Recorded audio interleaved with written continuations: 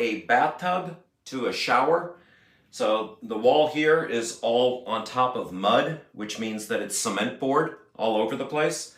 And so you take piece by piece off. There's a brand new bathroom over here and some shelves over here, so we have to be really careful not to break those things. So you take it off piece by piece, and then because the tub's going to go in the trash, we're just letting it fall in there and just taking it out with just a screwdriver, a little pop, pop, pop, and that's about it. So you'll see how this project progresses.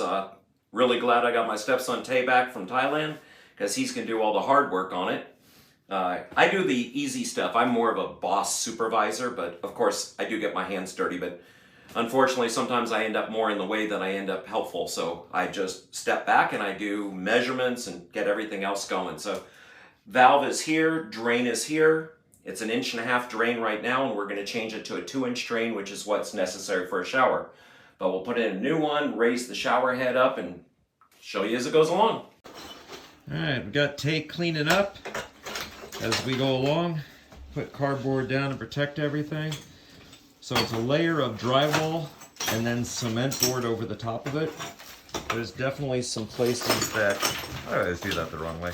There's definitely some rotted wood along here that's going to have to be fixed. That's where the tub spout came out, copper running across. But you can see how rotted everything is right there. And so as we go, we just dump it into the tub, and then later on we're going to remove the tub in a few pieces because it is very heavy. This tub was so thick that we had to use a 4.5-inch grinder with a cutting wheel and a sledgehammer to knock it out in pieces. This is what it looks like after it was taken out. It was leaking for so long that all the wood here is rotted. We had to cut out all this rotted wood. This is the inside of a shower tub combination.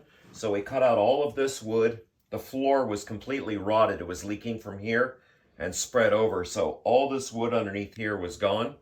We slapped on new wood on the side. And then also it has mold and other stuff in there. So we put a chemical in there that kills the mold and also hardens the wood. And so now that the wood's hardened, we're going to put a piece of plywood down and then put another piece of plywood down on top of that. And that'll make the bottom shower pan really strong. The front of the tub used to have a very unusual shape to it because it's so old. So what we're going to do is we're going to cut it right on the grout line here, and it'll cut it straight across, and then we're going to leave it out about this far, about 1/2 inch, and when we set the new one in, and then we'll be able to grout it right back in again, and it'll look beautiful across the front. It's a job that they're trying to save a lot of money on, so we're doing a precast pan. Just got done painting everything that had any kind of mold on it to kill it, and it also hardens up the wood. So once we get this back on, we rebuild this. That's a wall on that side that was a decorative wall. This is actually a load-bearing wall, so that's why we have to put it back in again. And that's it. Repair the framing. I want to show you how you use the drywall screws. I prefer not to use nails because the drywall screws you can remove and put back in again. I prefer to use Torx, which is a star. It doesn't spin out like the other ones do. Now in a case like this is basically what they'd consider a header, especially if you put 2 in, and you could put a window in right here. But what a lot of people miss is that if you can, you want to put the screw in here like this, straight up, so that it sits dead center with this. But when you get to the end, like right here, how do you get that? If I could, I would go from this side and go into it to get a better set. So what we do is we put the screw in on an angle like this, and then this will go in and called toe heel. And so we've done a lot of toe healing in here to get it in there. This wall is just for support, and there's another wall right here, but that's how you can do it. I suggest using an impact gun. It's so much easier than using a drill because it pop, pop, pop, pop, pop. I'll shoot one in real quick just on a toe heel, just to show you. Oh, I want to show you one thing also. This bit right here slides over so that you don't have to worry about holding it.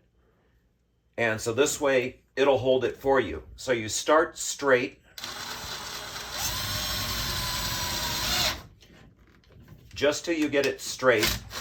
Then you've got a hole started. Then you can